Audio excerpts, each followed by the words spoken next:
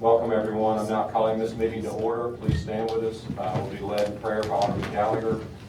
Please remain standing after that for the Pledge of Allegiance. That'll be led by Alderman Payne. Heavenly Father, we love you and we thank you for the opportunity to meet today.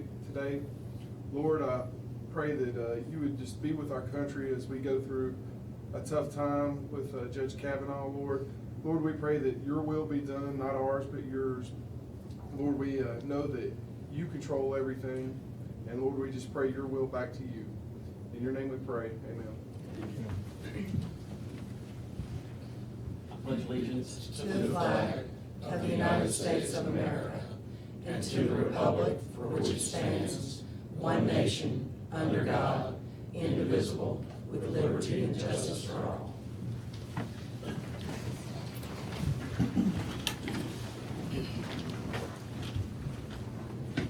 Okay, first on the agenda this morning is approval of minutes for the September 18 meeting. Mr. Mayor, I move we approve the minutes of the regular meeting of September 18th, 2018 with any additions, deletions, or corrections. Second. We have a motion by Alderman Payne, a second by Alderman Hoots. Is there any discussion? Hearing none, roll call. Alderman Kelly. Alderman Hoots. Yes. Alderman Payne. Yes. Alderman Gallagher. Yes. Alderman Miller. Yes. Alderman Flores. Yes. Okay, that motion carries. Next on the agenda is a discussion about the de-annexation of property at Star Landing Road West. There's no action. We don't need a motion, just discuss. Okay, there's no action. I just want to update the board on this. Basically, DeSoto County approached me recently about some property on the it's in the far southwest corner of our city limits. It's near the railroad bridge on Star Landing Road, west of Highway 51. And that piece of property, there's really been nothing. It was part of an annexation done. I think it was part of the Whitney, the Summerwood and all that, Grandview It was Lake. separate from that one, but it was right before that annexation. Okay, but it's been recent, within the last 10, 15 years. It was one of the most recent annexations by the city. I'll just leave it there. I'm not really sure why that piece of property was ever annexed. It's kind of sticks out. It's kind of like a tail, and don't really know, but it was. I'll leave it like that. You see my eyebrows.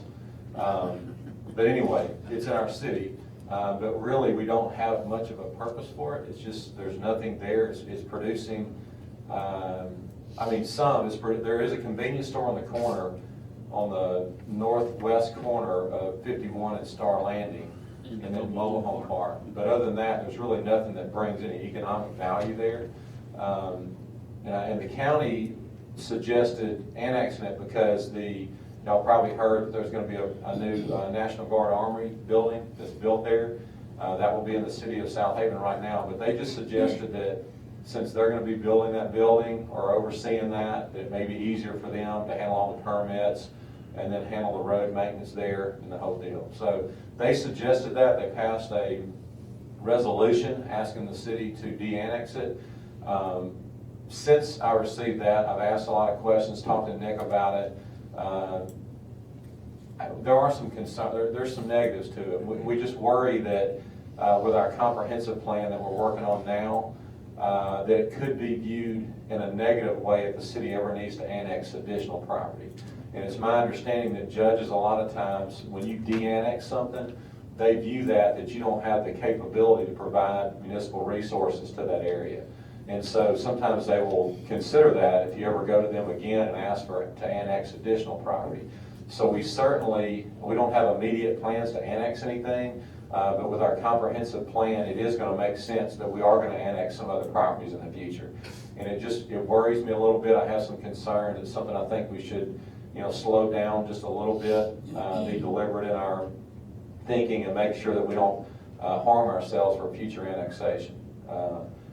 And then Nick, if anybody has any questions about that, Nick can explain that better than I can, but it's just, bottom line is judges do view a de-annexation in a negative way if you have plans to do a future annexation. So for that reason, I have a little bit of concern about it. But as far as on the surface it made sense, because we're not, like I said, we don't have a whole lot of economic value there. County requested it. It's kind of a tail when you look at it geographically, but I just worry about it hurting us in the future.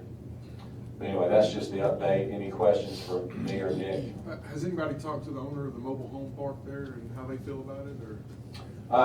No, not yet. That would be something, a de-annexation process is kind of lengthy, and so there would be plenty of time for any affected property owners to speak their piece. But we've not gotten that far down the road. This is in its baby stages. The discussion first started in a council of governments, or a county city meeting, about 2 weeks ago. Are there other cities surrounding on all the other sides, or like Cool Lake, do they go all the way down? Hernando is on the southern border. Like Hernando goes up to Star Landing right there, in that area, and then Southaven's on the north side, and obviously the east side, and then it turns into county. So like It's such a small area, because Horn Lake goes up to. Horn Lake is on the north. That's what I'm saying. It's kind of like a tail hanging off, because the north of that is Horn Lake, and then there's a little section where it juts out and it's into Southaven. South of there is Hernando, and then west of there is in the county. I think I remember it being in the paper that the property owners requested annexation there, and that's why it was, I believe that's the same. That's what we were property I told, remember. but once again, I was on the board, and I remember doing it, and we were told that they had requested that we annex, and it was just, there wasn't a big deal to do it or not do it. And I don't think it really hurt anything. It's just it's provided no economic value, really. And there's been one other thing that I didn't really get into. There has been some discussion about, there was a drainage culvert in that area that I was approached by the county to do some work on. We did that. We did the part that was city. The road is ours, so we can work on the road. But there's a major erosion issue on the south side of the road there in that area. And the property owner is having a difficult time understanding why I said no on doing work on it, but it's private property. We can't do that. And then I think it's my understanding Hernando also said no. County felt like it was related to the culvert and we should be working on it. But after doing an engineering analysis, it's not. It's a private property issue. I don't know if that's something that maybe they didn't like our answer. I don't know, but I know that they didn't like our answer. So I don't know if it would be easier for them, if it's in the county, maybe it's easier for them to kind of manage everything, maybe. But outside of the legal issue in the future, I'm trying to figure out why the county wants it so bad. well, what they told me is basically the Armory building is it's going to be a big deal. That's huge, and when they built the Armory, they felt like that it would be easier for them with it being in the county. They're not involving another governmental entity with the permitting process and all that. They can just kind of move forward in-house since it would be done through the county. Whereas right now they would go through our building department. Is there any advantages to the Armory building being in the city of Southaven? It's and correct me if I say something wrong, Nick, but it's not a taxable building since it's a government facility, so there's really no, other than, obviously we'd be proud to have our National Guard in the city and have a nice building, but as far as from a financial standpoint, I'm not aware of any benefit. From a perception standpoint, there is though. Don't you agree? Could be, yeah, I agree. I think it's, I do think it would be nice to have a brand new National Guard Armory facility in the city. And this is the piece of property that Hernando annexed up to like 10 feet before the road, right? Correct. Well, I So don't. we would be responsible for all the roads. Correct. And we are responsible for the roads, and we have done, the Star Landing project that we did last year did include large, or most of that. Just seems like a really big undertaking for paperwork reasons. Just to save them time on doing the Well, they don't want to be held to our standard. They don't want to be held to our building standards, which Whitney would hold me to. I think that's part of it. Yeah. There's something else there. Yeah. I don't know what it is. Well, and my biggest thing after talking to Nick and some other people too is, y'all know this, in the last 5 years, we have been so busy with so many things. The last thing, I know I'll speak for myself, the last thing on my mind is annexation. I'm trying to fix problems of the past on the property that we have. I definitely have not tried to buy any more real estate. But looking at the comprehensive plan long-term, the city is gonna need to annex some additional property in the future. And we don't wanna put ourselves, in any type of disadvantage, with a judge. If they, even though this is obviously not the reason, we certainly don't have a problem providing the, resources to the area, but we don't want it to be viewed that way. But that's all. No action today. I just wanted to know the county did officially request that. My recommendation to the board is that we sleep on it, think about it a little bit, and then we'll come back later and give them a formal answer, if that's okay with y'all. Any other discussion, question? Okay. Okay, moving on. Next on the agenda is the health insurance renewal. Chris Wilson will come up. Chris and I have spent a large amount of time working on the city health insurance. I do want to say, before Chris speaks, that I know sometimes serious things that affect our employees are viewed that we just kind of shoot from the hip, and we look at it one day and we make a quick decision, it's over. This is not something that's done like that. We know that financially, health insurance is one of the biggest expenditures for a household and for our employees. It's also one of our biggest expenditures as a city. It's a very serious thing. We spend a lot of time doing it. With that being said, if there's one thing I could tell you, that I know other people don't look at their health insurance every day, but I can tell you right now, it's one of the biggest challenges in America right now for companies and organizations to be able to provide health insurance. Many private companies that used to provide all the benefits have gone to not providing those anymore for their employees, or at least doing a co-op, to trim expenses. But it's one of the most challenging things we do. We take it very seriously. We want all our employees to have great coverage, and we went to a lot of lengths to do that. So Chris will explain the summary and how we've gotten to where we are now. So I emailed out a chart last week leading up to this. Basically what we're looking at, we're currently with Cigna. Cigna offered a renewal of across the board 19.9% increase. Again, against $1,000 deductible, $2,000 deductible, $3,000 deductible against employee, spouse, family, child. Humana offered a tiered increase, which amounted to about 23% increase on all tiers. Blue Cross Blue Shield came in at 2% lower on employee only, and then up to 48% higher on family. Humana did revise theirs to come in lower than Cigna, but we had to play around with the deductible on pharmacy and the medical tiers on that.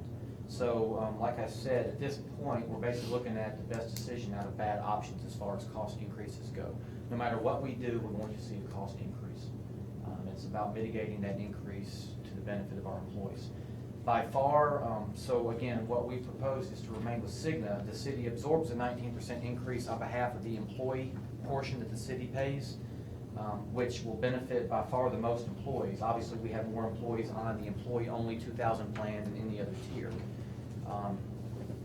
That's just to say, again, that you're faced with the best alternative out of a cost increase, which we knew going in.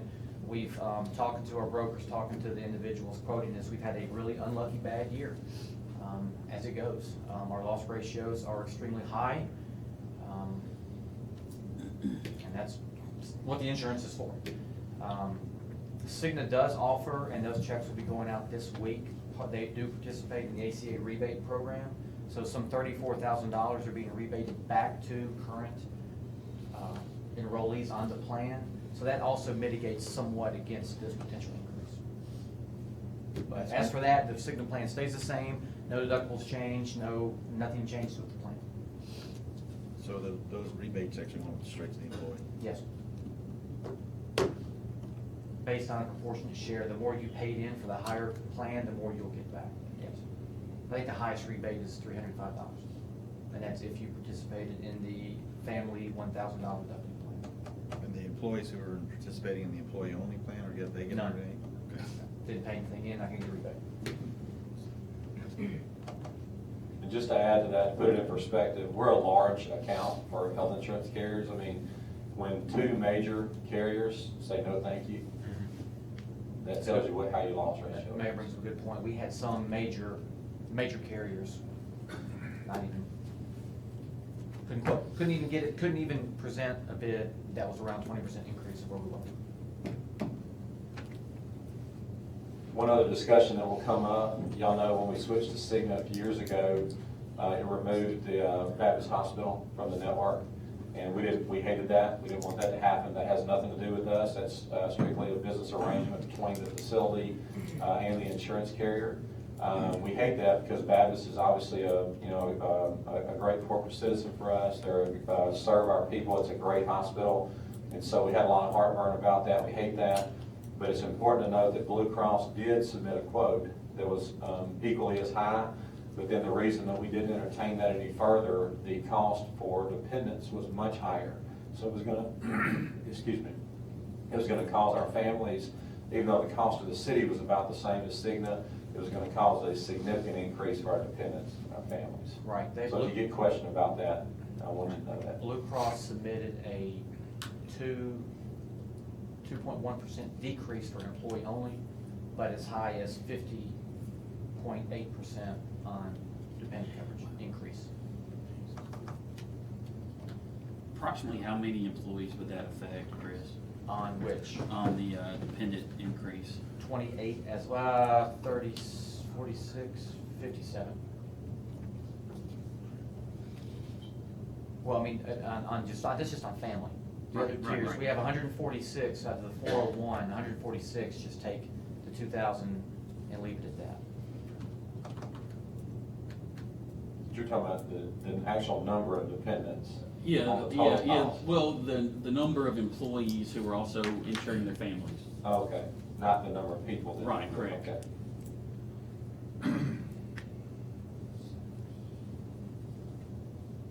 And the way the net after the ACA rebate works out to $246,000 increase for the city, our part that we pay. And we believe that we can absorb that throughout the year in 2019. That's our plan. So we don't plan to do any budget change or anything. Premiums would go into effect beginning of January.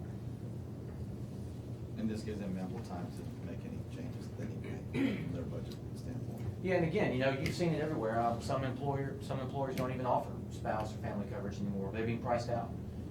Or some organizations, if insurance is available to your spouse and they don't take it, there's a premium charge added on top of that to be on the plan. We are not proposing any of that now. I'll be honest, we have to look at everything. Just cost containment at this point.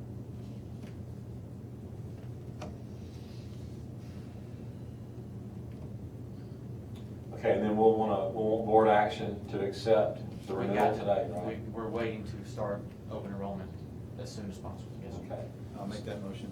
Second. Okay, we have a motion by Alderman Flores to accept Cigna as the health insurance renewal, and we got a second by Alderman Wheeler. Is there any other discussion? Hearing none, roll call. Alderman Kelly. Yes. Alderman Payne.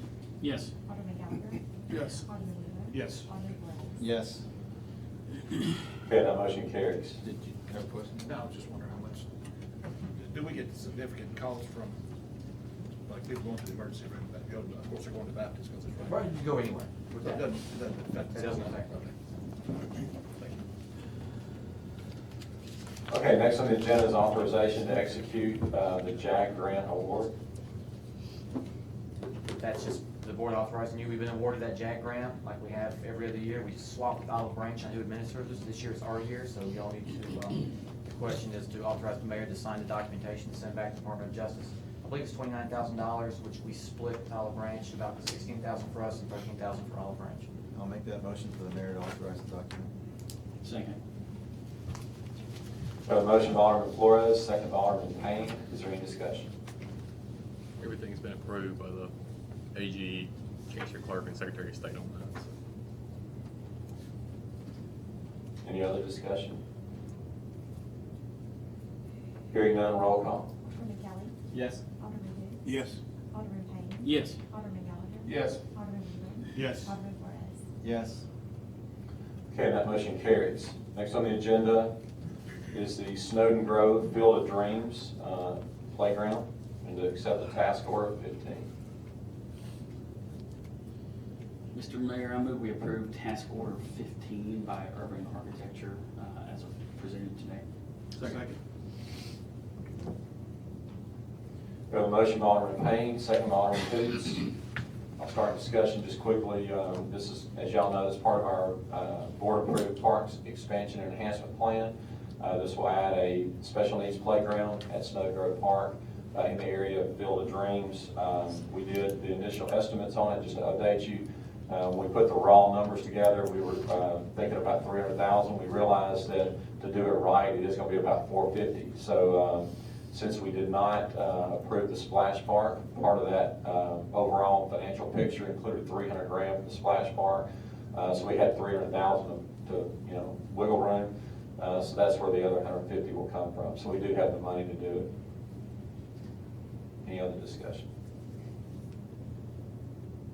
And this will, this is something that can be built during the winter months. So we'll start, this will be done very quickly. Any other discussion?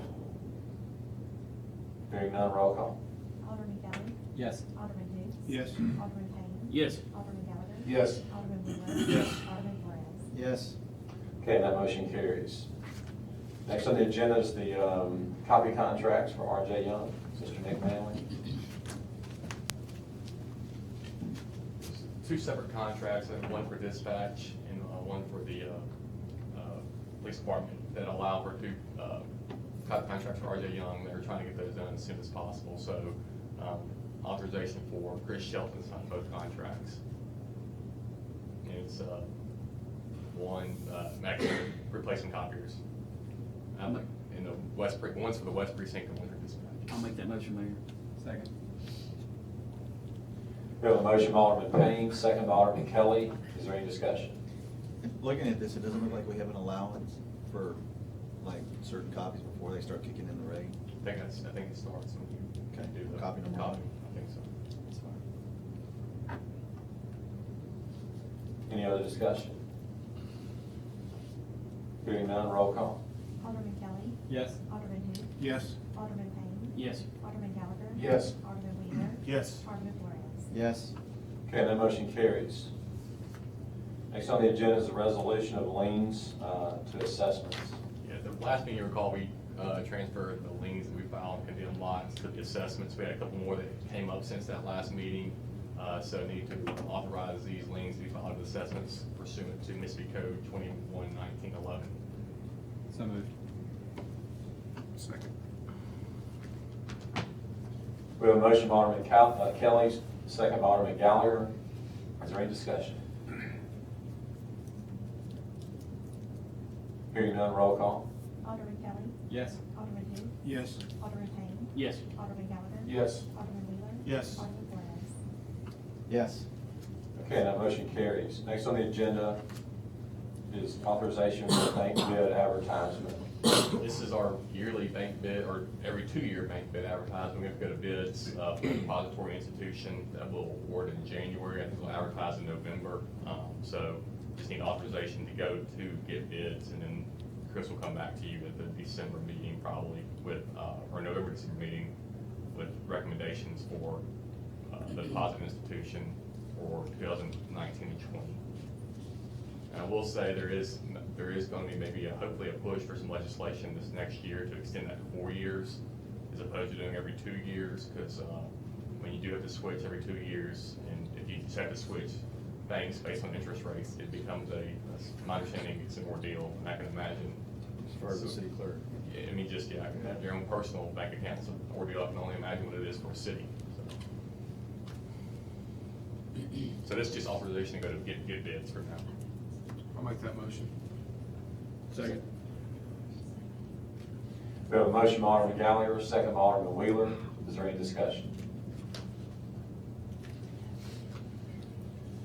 And just quickly, as Nick said, we have compiled a list this year legislative issues that are affecting the city of Southaven, this is on that list. So we hope to sometime before the end of the year meet with some of our legislators to try to get that on their agenda for the next session to get something done about it. This is a major problem. Like Nick said, you know what a pain in the tail it is to change your own bank accounts in your household. When you're changing accounts for a $70 million operation, for everybody, it's a big pain in the tail. A lot of times it's not the net best for us either, even though the interest rate may be better. Other fees and other costs may not be, so it makes no sense that we do it this way. So hopefully we can get some legislative change. Any other discussion? Hearing none, roll call. Alderman Kelly. Yes. Alderman who? Yes. Alderman Payne. Yes. Alderman Gallagher. Yes. Alderman Wheeler. Yes. Alderman Perez. Yes. Okay, that motion carries. All right, next on the agenda is authorization for Southaven Police Department bids for uniforms. Same thing, just allowing the Southaven Police Department to go to get bids for the uniforms, and they'll be working with Andrea on that, and allow them to go get bids and use central bidding as if required, use central bidding as the entity to conduct reverse auctions. Mr. Mayor, I'll make that motion. Second. We have a motion by Alderman Payne, second by Alderman Wheeler. Is there any discussion? Hearing none, roll call. Alderman Kelly. Yes. Alderman who? Yes. Alderman Payne. Yes. Alderman Gallagher. Yes. Alderman Wheeler. Yes. Alderman Perez. Yes. Okay, that motion carries. Next on the agenda is a resolution for unmarked vehicles. This is the resolution required by the state now that we'll send in, the clerk's office will send in, and that will allow, or that will note the vehicles that are unmarked by the police department.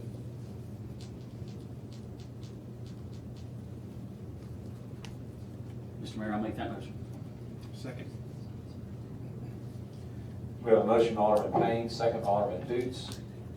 Is there any discussion? Hearing none, roll call. Alderman Kelly. Yes. Alderman who? Yes. Alderman Payne. Yes. Alderman Gallagher. Yes. Alderman Wheeler. Yes. Alderman Perez. Yes. Okay, that motion carries. Next on the agenda is a resolution to clean private property. Mr. Mayor, I move we adopt a resolution granting authority to clean private property as presented on the state. Second. We have a motion by Alderman Payne, second by Alderman Kelly. Is there any discussion among the board?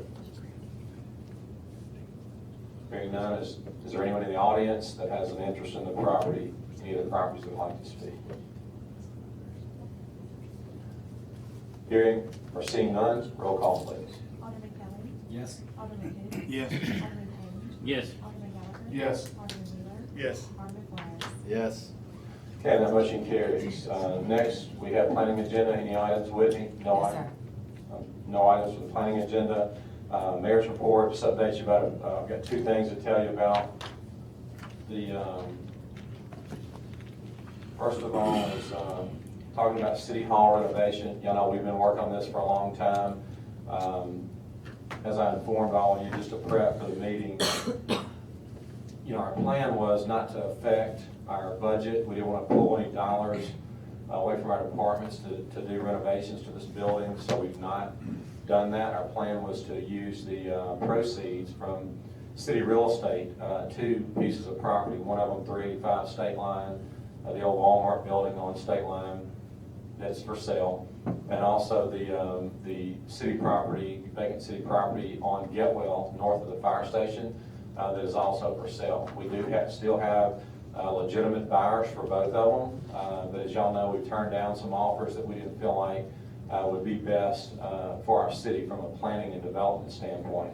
But as we've been through this, I know all of you, I've updated all of you on the prospects and what was potentially going to be located there. We do have some other hoops to go through that make it challenging to sell the Getwell property because there's a deed restriction from the Snowden family, so that's a negative for potential buyers. That some of them simply will not be involved in that because the deed restriction is in place until 2024. So for that reason, it makes it a little tougher to sell both of the properties. And so making the whole improvements here to this building contingent upon that could be an indefinite time frame. And there's some things about this building that need to be done immediately, and I don't want us to be rushed to sell the other properties that could maybe not be the best thing for the city in the long run. So it's after a lot of reevaluation and sitting down with architects again, I think that we could do this in phases. And I know that Alderman Payne, I think it was either last year or the year before, you asked a question in a public meeting about doing it, phasing it. And we were concerned about that a little bit just because of economies of scale. You know, when you bid something, if you keep piecing it together, sometimes you duplicate cost and it can end up being significantly more.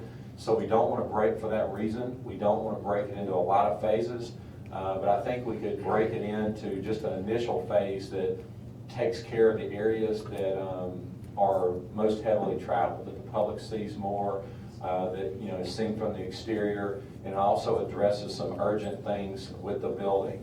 I know we don't want to talk about this a lot, but I'll just go ahead and tell you the truth, the roof leaks. And one thing I know from my career in insurance, when a roof leaks, it's always going to leak. I mean, you can keep patching it, and you can do this and that, but you may as well go ahead and face it. You're going to have to replace the roof. So anyway, what I think we should do is, again, not press to sell the real estate. Let's let that come in as it comes in. I think we should take some money out of surplus. We have a plan that we can address some of the biggest issues for about $750,000, and we can, make a big impact on that from a safety standpoint. Another thing, I'm not going to get into a lot of detail, but this is not the safest building.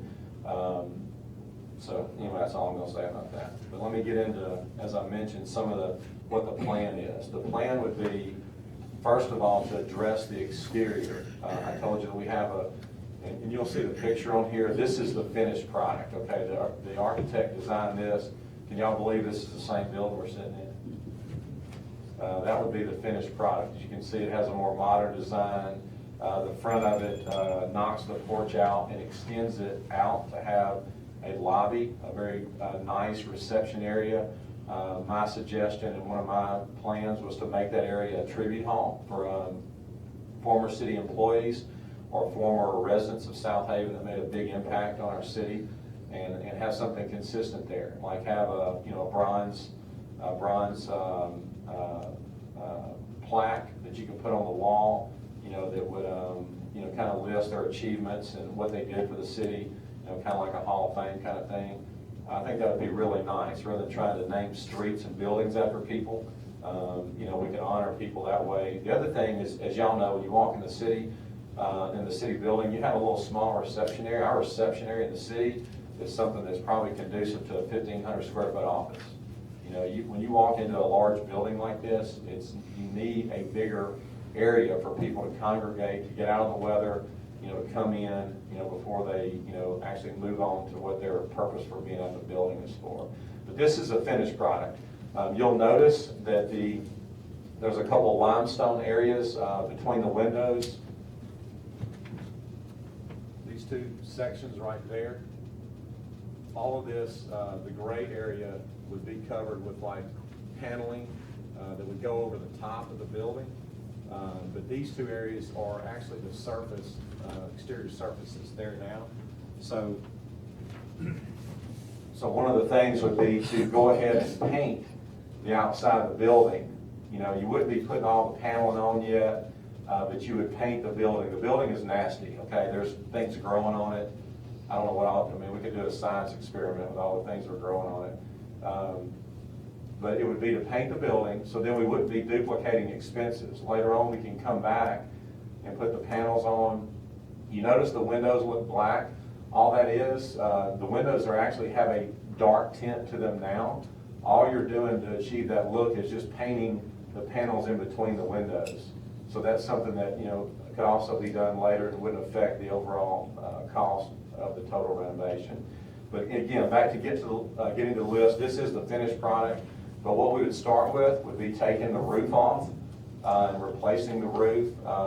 The architect's recommendation is to go back like the building was initially built, with a flat roof, take the green roof off.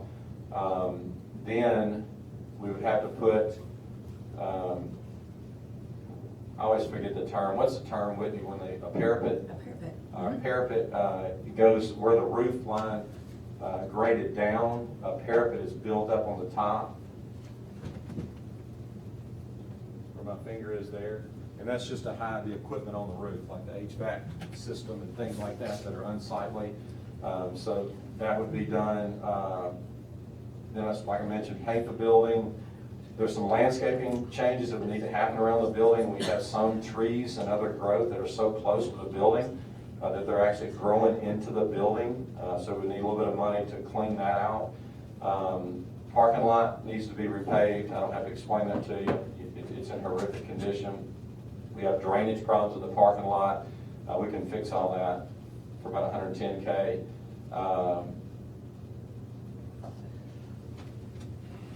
Then you get into, on the inside, this boardroom right here. I mean, you can make a lot of difference with just some cosmetic changes. Y'all know that we took down all the 1970s pictures that were in here. Christy, good job, Christy.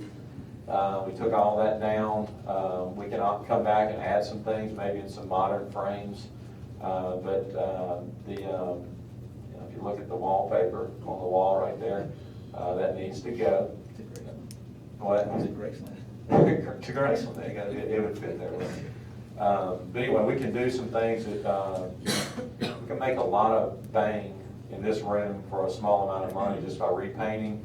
I think that we need to be more professional. We have temporary seating here. My recommendation would be to go something like a courtroom seating or, you know, church pew kind of thing to make some permanent seating here. It will look much nicer. The maroon carpet needs to go. And then some of the wood paneling could eventually be done. It's kind of old, kind of dress it up. But doing that basically would make it look tremendously better.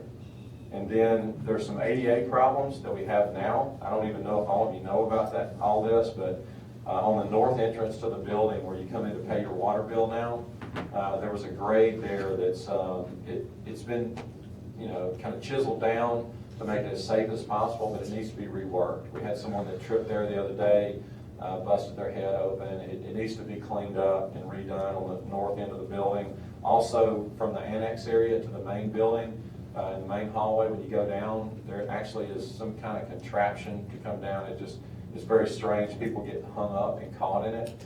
That needs to be reworked there. So this first phase would include making the building more ADA compliant. So we would do that. The other thing is the porch out front. I don't have to get into you know, all the ugly details, but when you pull a vehicle up to the front door of a building, there's nothing safe about that. Okay, that needs to stop. The building is the porch is rotten. My recommendation is to remove the entire porch, knock out the drive-through, and sod that with a sidewalk, make it nicer in the front. And we could put a temporary awning there until we eventually add the tribute hall, you know, lobby to the front. But I think it's a lot we could do to make the building look tremendously nicer for about $750,000. And again, the total project to renovate the whole building would be about $4.5 million. But we could start phase one. I recommend that we do that immediately and pull that money from surplus. Just for those out there that can have asked, I just want to make sure everybody understands. Some have asked me before, hey, why would you go and spend money, that much money on a building that was built in 1969? Why would you just knock this thing down and build a new building? And it just comes down to money. If you build this building again, it's 50,000 square feet. If you built it new, the cost of construction would be about $10 million. And then you would have to have a temporary place to do business until then. Or if you're going to rebuild it next door, you'd have to buy the real estate next door, which is about $1.5 million. And then the cost to demo the building is about another $500,000. So you're getting into about a $12 million project if you build a new building as opposed to $4.5 million. So I think it's a very good move, you know, from a city standpoint for being efficient with taxpayer dollars. Let me look at my notes real quick. I want to make sure I wanted to get into the financials a little bit with you. I praise this board for joining me in making our city more financially stable. That's at the top of my priority list also. We've come a long way. In 2012, the unassigned fund balance in the city was $2.7 million. At the end of FY17, it was 7.7. We've gone all the way to $7.7 million in 5 years. And then this year, obviously, we're not audited yet, but our preliminary reports indicate we're going to have another surplus of about $800,000. Again, that's not guaranteed.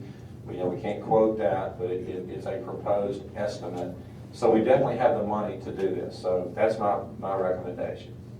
I'm going to move on to the one other thing, but before I do that, just so we stay on topic, is there any discussion about this building?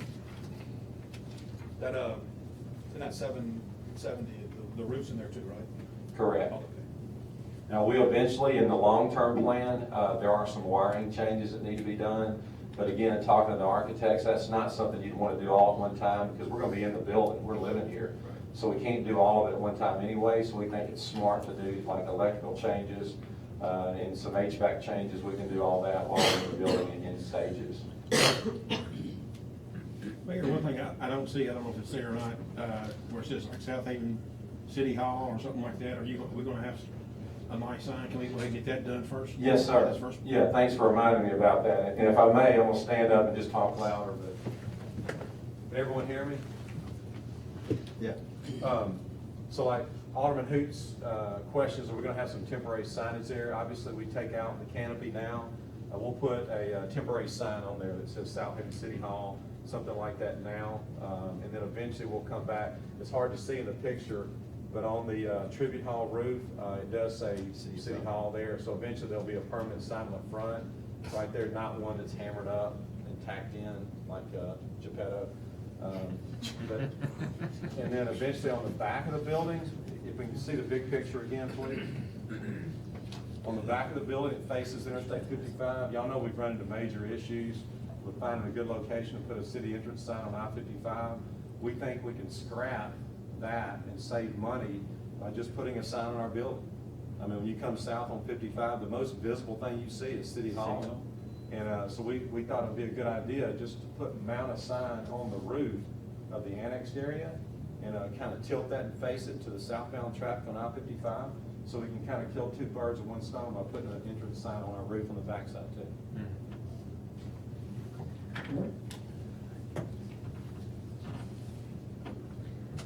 There is, I know that some people won't like this, but I'll go ahead and get this out there. There is a tree, maybe two, they're going to be knocked down. We don't want to kill trees in the city. We love big old trees, but you have two trees, one of them that's growing almost up to the building. Eventually it's going to have to come down anyway, it's too close to the building. And then you have another tree that's a little further out, it's a beautiful tree, but it's going to have to come down if we're going to build a tribute home. So. But neither of those will, well, maybe the first tree may have to be removed, but the second tree probably will not have to be moved until we move on to another phase. Don't cry with me. When do you, Not saying anything. when do you project the next phase? The next phase would be the real estate, after the real estate proceeds. Like the two properties that I mentioned, the appraisal of the 385 State Line building is was $1,885,000. So if it sells for that, you got almost 1.9 there. The real estate at Getwell, including the Park Shop property, was going to be about $2.2 million. So you add those, you have plenty of money to complete the renovation after that, the total renovation. But the $700,000 gets us safe. All the things I mentioned today, I believe, and I talked to the architect about it, there could be some variation, don't hold me to the penny with that, but basically we believe we can do it for $750, somewhere in that area, to do all these things I talked about today. And it bothers me, I'm going to be very straightforward with you. It bothers me, we have an obligation from a security standpoint. There's some changes that I've never been comfortable with that. In 2018, some of these things need to be changed. ADA, we need to fix those things. If we have people falling down our building, busting their head, we need to fix that. The other thing is, I know how dangerous a leaking roof is. I mean, it's just an ongoing, it's dangerous. Right. But anyway, I'm excited about it. I hope y'all are. We have the money to do it. The other thing I want to, and I try not to give too much credibility to the people that like to circulate false information in the community, but it does get back to me. People point it out to me. They photo, snapshot or whatever, and send me pictures of comments from time to time. I did see some comments like that. Someone said that we were gonna burn the city's rainy day fund and this and that. We're not burning any rainy day fund. The 12% that we have, y'all know that we adopted a policy on this board to be financially safe, and that we always maintain at least 12% of our general fund in reserve. What I'm talking about for this change and the next thing I'm going to talk about is with surplus reserves. It's not the rainy day fund or things that we need to be safe from a bond rating standpoint. We're still going to maintain that 12%. And just to go through the numbers, our general fund budget in FY19 is, I know that, it's $46,180,000. I didn't bring my glasses, hang with me. So if you do 12% of that, which is our policy to make sure that we maintain our plan, you have to maintain at least $5,541,000 in reserve.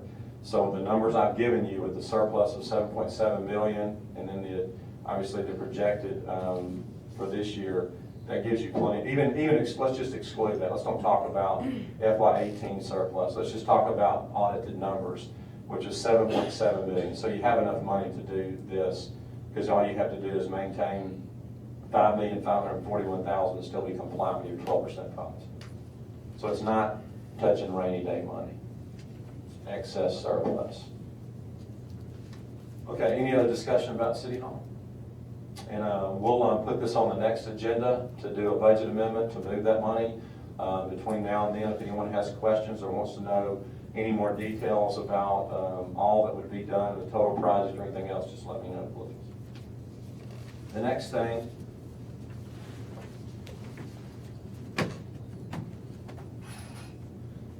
I want to tell you about is stems from, obviously one of the most fantastic developments in the history of the city. Silo Square, as you know, is under construction now. It's a $200 million project that's being built on Getwell between May Boulevard and Nail. As we know that Silo is going to be one of the first truly walkable communities in our city's history. And the developer, Brian Hill, will be the first to tell you that the reason he wants to build Silo Square there is it's the ideal location. He said there's nowhere else in the city that he could build that development. It makes sense to be where it is next to Snowgrove Park. But with it being walkable, it's going to have a 10-foot multi-use trail eventually that expands from Getwell all the way west to Tullahoma. Y'all know that we have two other pedestrian plans that are in place. One that will connect Central Park and Snow Park that will also connect that area. We also have an MPO project that will be under construction next year that adds another 10-foot multi-use trail throughout Snowgrove Park. So we've done a great job in a short amount of time trying to make our city more pedestrian friendly. Well, since we've done all that to Snowden, and then we have another pedestrian friendly project right across Getwell, it makes sense that we've got to connect the two. And when we first started talking about that, Whitney and I talked to Dan and even bounced some things off MDOT. How do you slow traffic? I mean, it's no secret that Getwell is one of our most heavily traveled areas. How do you let people safely cross over from Silo Square to Snowgrove Park? If somebody's at a restaurant on the square at Silo and they want to go see a concert at the amphitheater, if they don't want to get in their vehicle, they can just walk there, that's what the whole plan is, to make it walkable. So I don't know about you, but the more I've thought about, I've heard all the options, like you can put, markers, rumble strips, you can, do all kinds of markers on Getwell to slow the traffic, but you're not going to catch me walking across Getwell. I'll go ahead and tell you, I'm not going to do that. And I really don't feel safe with our citizens doing it either. So the more we thought about it and talked about it, is build a walk bridge. Build a bridge over Getwell, and then it gives connectivity to Silo Square, Snowgrove Park. And not only that, but if you've seen, and I was in a hurry, didn't get a chance to get pictures, to our IT department, but it adds a grand entrance. If you look at some of these, you can Google it. Look at Vanderbilt's Bridge. You can look at others around the country. It just is a grand entrance to a location. So we think it would provide tremendous benefits from an aesthetic standpoint as well. So basically what you're doing is you're adding a walk bridge. It's going to come down at May Boulevard is right there, or where the fire station is on Getwell. It's the main entrance to Snowgrove Park. when you go across Getwell, that's gonna be the main entrance to Silo Square, so they're gonna have walking trails to there. So what we would do, propose, is to build a walk bridge that'll come down, have steps that go down on both sides to connect to the sidewalks.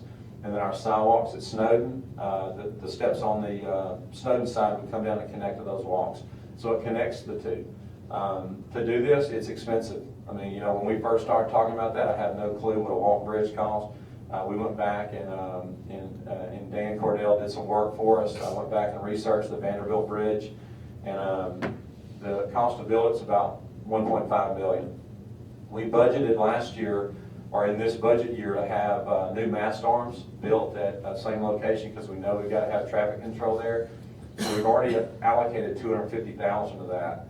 So, and there's some other little minor things we believe we can do in-house. We believe we can do some of the sidewalk work ourselves, connecting where the bridge comes down on May to where it connects to the other sidewalks in Snowden. But we believe that the net cost to us is going to be about $1,250,000, so $1.3 million to do that. So my proposal again, we have the money in excess surplus to build a bridge. I think it speaks loudly of our commitment to being something different in Southaven. You don't, how many other walk bridges are in DeSoto County? It just would be a grand entrance on Getwell, and it would improve the safety of people, like I said, connecting walkability from Silo and Snowden. Will we still need to put a signal there? Well, what will happen, yes, I mean, Dan, and again, I'm a pretty good engineer, but Dan's better. You still are gonna need, like, this will help some because you can, you kind of do it all in one. But you are still gonna have some arms there, so there is some cost, but this 1.5, the numbers I just gave you includes everything. Okay. So it's not on top of the 250 we've already budgeted. Mayor, you said something about steps. Is it gonna be a ramp for handicap accessibility? Well, we're gonna follow ADA rules, but it does get extremely expensive if you put like a ramp coming totally down the bridge. So there will be some steps. So it will not be completely where, well, there's some steps, but that is, Dan, would you speak to that? There are gonna be some steps there because it is extremely more expensive to do a ramp. But we are gonna be ADA compliant with, or it would be ADA compliant. Well, the preliminary plan on it would be to have the steps like the mayor's talking about. We would evaluate, like Vandy has the ramps, they go and they cycle in, I mean, they zigzag into the location. Our plan for ADA would be to allow pedestrian crossing at grade. So you would still have your crossing locations, but for more regular use, you would have your pedestrian crossing with the bridge. So ADA would be handled through at-grade crossing with a bridge for the more prevalent crossings of your bikes and that kind of thing. So the handicapped people would cross the street. Correct. You'd have pedestrian crossings we would signalize it, so you would have at the boulevard location a ADA crossing. How much more would it cost us to make it? Well, the Vandy Bridge in total was about 1.9 in 2004. So till we get a better look at what the Silo Square layout's gonna be, it's hard to assess what that ramp would be. But yes, we're keeping it in the back of our mind of a second phase or a possible add if we can make it possible. But we just don't know that right now. And that leads to another question. I mean, that's something that could be amended later after the Yes. bridge is built? Yes. Yes, and this is not it's a prefab crossing. So when you look, if you do a Contec or like you said, search Vandy's Bridge, you'll see a lot of different scenarios and concepts on how to get the ramps up to the bridge crossing. And it would change the layout some, but it is possible. I'm really concerned that I think we need to look at making it handicap accessible from the beginning if we're gonna do it. Because to say a handicapped person gets to roll across, Correct. Yes. get well. The non-agile people gotta walk across the street. So, Don't work for me. I mean, I think, do we have the money to do that? Yeah, we have the yeah, we do have the money, but, and again, this is just preliminary, we just wanted to kind of get the discussion, inform you about it, but yeah, we can make adjustments to it. And as Dan said, we're still looking at it and considering all that with the pricing. This was the initial estimate, but we're gonna do some more research on the pricing as well. Yeah, the mayor's already had me trying to cut it some, and we brought up ADA access and the ramps, and that's why we felt that number has some room in it for ADA ramps, but it depends on how elaborate they become. And so until we get more information on layout and everybody's wants, you didn't want to put too much into it. And I'm sure you've already thought of this, but what about just an elevator? Yes, that's another alternative. And if you have the, and of course, then you get into safety issues about enclosures and how you monitor them, you light them, those kind of things. So there's still some, now, at the 1.5, we can elevate it, but you have different thoughts, needs out there at that point of how you secure it. So we got to work through those issues as we get further along. How high is the bridge gonna be off the road? I don't have the exact footage, but there's a standard for, the federal highways that mandates the clear span. And if I may, I thank you for reminding me, I did want to speak to that, you just reminded me of something that's very important. We all see the nightmares, there was a bridge that collapsed at a university, was it Florida. In Florida, it was in Florida. And I asked the same question. I said, hey, look, we want to make sure we do something like this, obviously, that we don't run into a situation that's dangerous like that. And some of those bridges that are built, on college campuses are done with different standards. This is going to follow a standard. It's a federal approved standard. So it's a proven type of construction. Elevation is going to be something that's been tested and proven throughout the United States many times over. Would you add, is that? Yeah, we're not gonna try to do different construction methods than, a lot of those like at universities in Florida that failed, that was a design build concept, a lot of it was on the contractor to actually provide, it was new methodology, so none of that's in the books for what we're looking at. I guess a message popped in my head. Once we build this bridge, are we gonna have to build one for the walking trails over Goodman? Shouldn't we, because that's a busier street. Yeah, we've talked to MDOT about that. Whitney and I have talked to MDOT at length about that, because it would be same thing going across Goodman, because the multi-use trail connecting the two parks will come out of Central Park on Tullahoma, go south on Tullahoma, across Goodman right there. Same thing, I agree 100%. That's one of the first things about the project that I asked MDOT, and we'd like to see a walking bridge right there. Can we have a match? Yeah, that would be ideal, but again, you're getting into MDOT's money by doing that, so MDOT is not just gonna flip that out, so that would be something that probably eventually would be on us too. But yeah, there's no doubt about it, I feel just as uncomfortable about the Goodman Road crossing as I would Getwell. But to follow up on what the mayor said, we've had discussions with them, you're just in a lot better position once the bike trail, the multi-use trail is there, to get assistance from them for phase 2 at that crossing than you are at this point. If we did it at this point, it would be on us to do it. So once we have the trail there, we'll be in a better position to get assistance from them. Leverage. Correct. Yeah, so we would definitely like to do that. The reason this one will be discussed now is it is under our authority. It's not Goodman Road. It's not an MDOT managed road. And the other thing is Silo Square, because you got so many people right there, it would make sense to connect the two. But it's been something that we've worked on for 5 years. Whitney knows this, Dan knows it. We've had these projects going on. I still read, like I said, people send me stuff that city doesn't care about pedestrian. We're not with the times, all that. That's false. We're behind, there's no doubt. Our city's way behind. I don't know why in the past we didn't do some of these type projects, but we're trying to catch up. We've got several projects that we've been working on for 5 years that are about to happen. They're finally about to happen.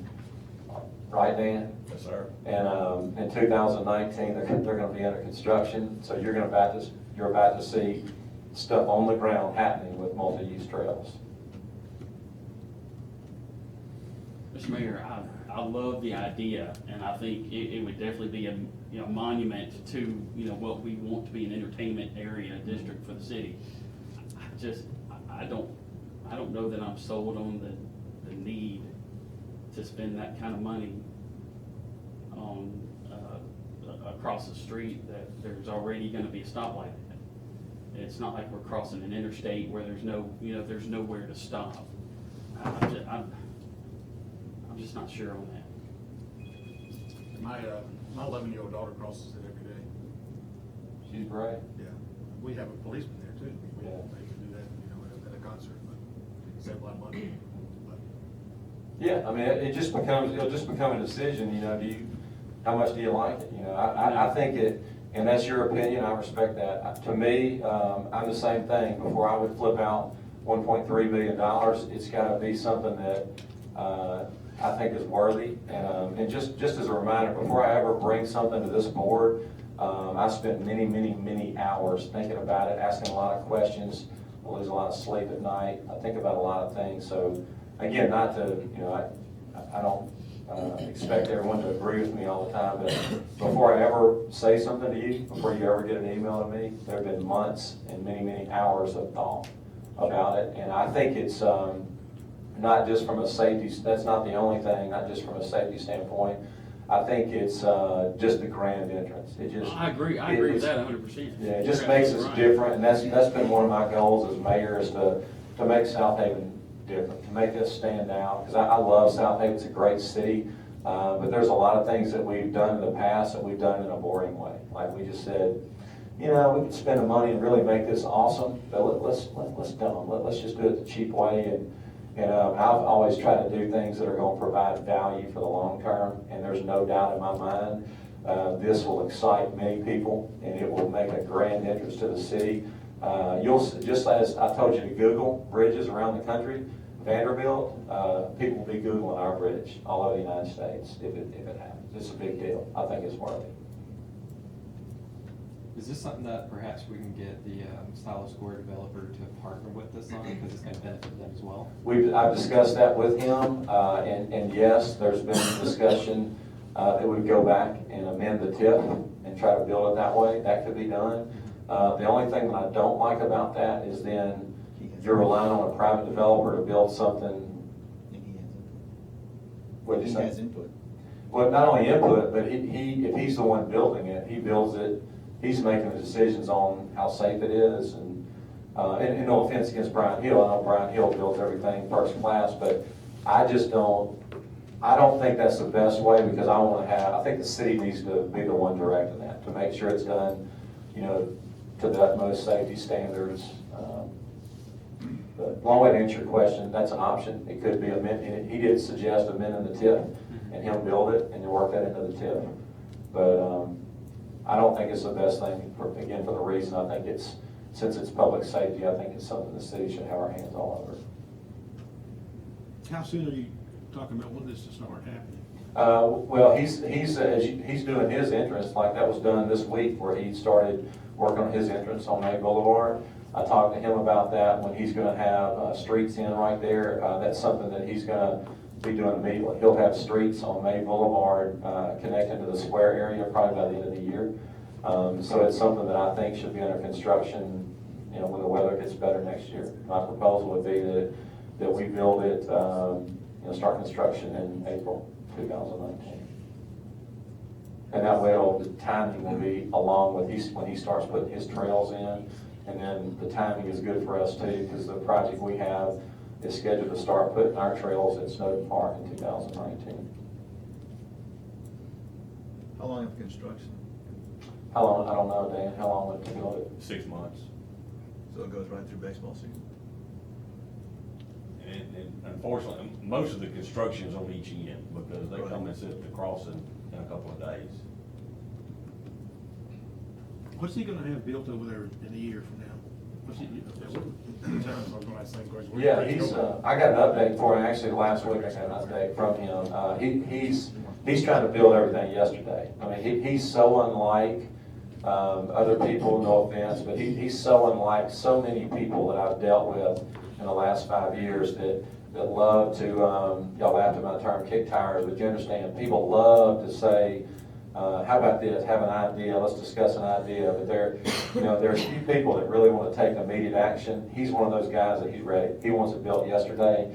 But his update is that he is actually gonna be building 2 commercial buildings on the square that will be under construction early 19. I mean, he's, like you said, he's gotta put the road in first, but as soon as he gets the road in, the buildings are gonna be under construction. So yeah, you'll see buildings being built within the next 4 or 5 months. You'll see buildings being built. I know he's moving. Whitney? I can take the design review and the site plan for both those buildings are in my office to come in front of the board next month. And one of them is, it's a big building. This is, we're not talking about small They're 3 stuff. stories, yeah, they're both 3 stories.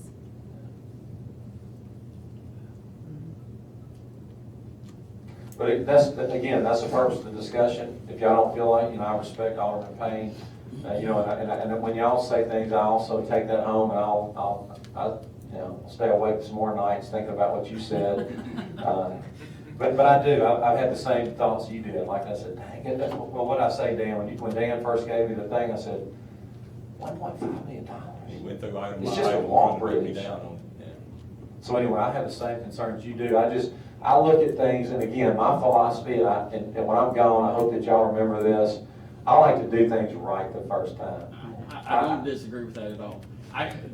When I first saw it, and I was looking at, because there's gonna be a stoplight there where Bay Boulevard goes across, my first thought was, people walking across, I see the majority of the people, if there's a way to walk across the street right there, instead of going up the stairs, they're just gonna wait and walk across the street.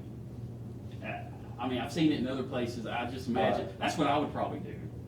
Well, and again, like Alderman Wheeler said, like his daughter walking across the street, when you get further south on Getwell by the school, it has just everything around it has a calming effect. Like you start getting into more small offices, residential areas, so people naturally, when they see that, they know a school's there. Sure. They're naturally gonna say, oh, I gotta slow down a little bit, this is a school crossing.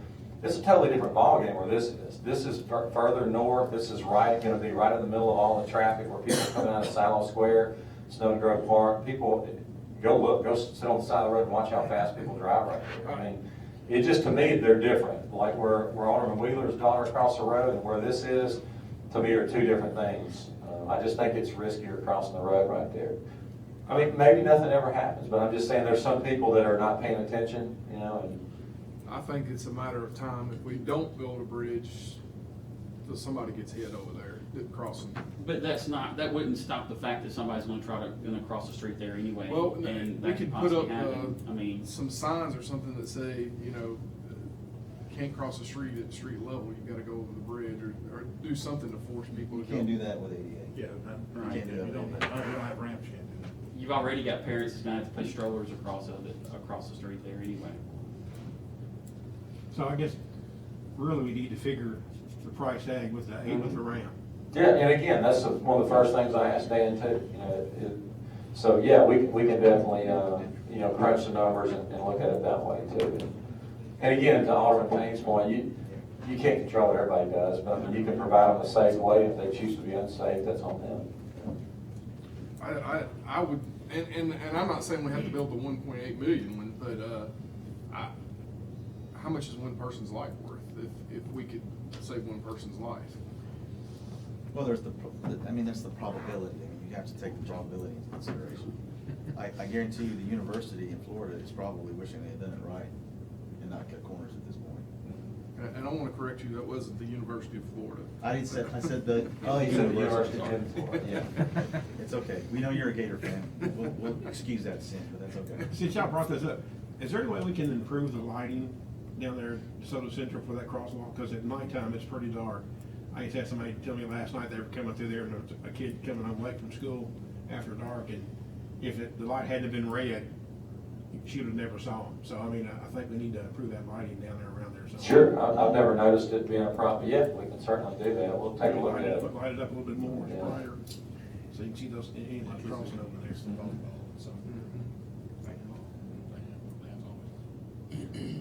But anyway, just want to update everyone. Again, my recommendation would be to go ahead and start the process, looking at ways, exploring the ways maybe we can do it, with some changes with ADA. get a price tag and bring it back to you. But it's something I'd like to put on the agenda and for everyone to think about in the upcoming weeks. Is there anything that you think is relevant, Dan, that should be added? Any other questions or for Dan? Okay, thank you, Dan. Okay. Next on the agenda is our citizens agenda. We didn't have anyone sign up. Is there anyone in the audience who would like to speak? Seeing none, hearing none, we'll move on. Next on the agenda is personnel document. Mr. Mayor, I move we approve the personnel document as presented on this date. Second. We have a motion by Alderman Payne, second by Alderman Wheeler. Is there any discussion? Hearing none, roll call. Alderman Kelly. Yes. Alderman who? Yes. Alderman Payne. Yes. Alderman Gallagher. Yes. Alderman Wheeler. Yes. Alderman Flores. Yes. Okay, that motion carries. Next on the agenda is the city attorney's legal update. He has nothing today. Next on the agenda is claims docket. I think we have two claims dockets. On one, can we have a motion on the first claims docket? Mr. Mayor, I move we approve docket number 1 in the amount of $1,712,887.01, including demand checks. Second. We have a motion by Alderman Payne, second by Alderman Flores. Is there any discussion on docket 1? Hearing none, roll call. Alderman Kelly. Yes. Alderman who? Yes. Alderman Payne. Yes. Alderman Gallagher. Yes. Alderman Wheeler. Yes. Alderman Flores. Yes. Okay, that motion carries. And now is there a motion to approve claims docket 2? Mr. Mayor, I move we approve docket number 2 in the amount of $46,840.74. Second. We have a motion by Alderman Payne, second by Alderman Flores. Is there any discussion? We're gonna get a reimbursement check from Cigna for this, right? Mhm. That's what I thought. We're just the fiduciary at this point? Correct. Yeah, okay. Chris, that's correct. Money in, money out. Thank you. Any discussion on 2? Hearing none, roll call. Alderman Kelly. Yes. Alderman Payne. Yes. Alderman Gallagher. Yes. Alderman Wheeler. Yes. Alderman Flores. Yes. Okay, that motion carries. Next on the agenda is to determine the need for executive session. I'll make that motion. Second. We have a motion by Alderman Payne, second by Alderman Gallagher. All in favor say aye. Aye. Any opposed say no. Ayes have it, motion carries. The need today is personnel and parks, claims against the city and our public works department, and economic development with potential industry and business locating to our city. Now is there a motion to declare executive session? I'll make that motion. Second. We got a motion by Alderman Kelly, second by Alderman Payne. All in favor say aye. Aye. Any opposed say no. Ayes have it, motion carries. The mayor and board are now in executive session.